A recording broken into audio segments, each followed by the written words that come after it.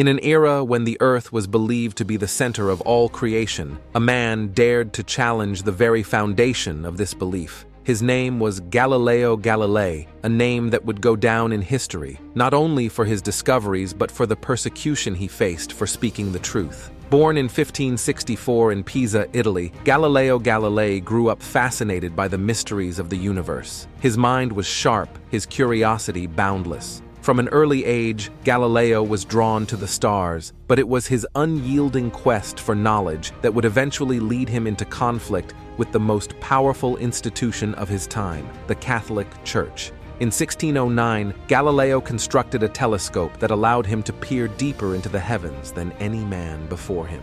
What he discovered shook the very foundations of accepted knowledge. He observed moons orbiting Jupiter and the phases of Venus, evidence that not everything revolved around the Earth. His observations supported the Copernican theory that the Earth was not the center of the universe, but rather it orbited the sun. Galileo's findings were groundbreaking, but they were also dangerous. At the time, the Church held a firm belief in the geocentric model of the universe, a belief that had been endorsed by ancient scholars like Aristotle and Ptolemy. To challenge this view was to challenge the Church itself. And so, when Galileo published his findings, he was met not with praise, but with hostility. In 1633, Galileo was summoned to Rome to stand trial before the Inquisition. His crime? Heresy. For daring to suggest that the Earth was not the center of God's creation. The trial was brutal.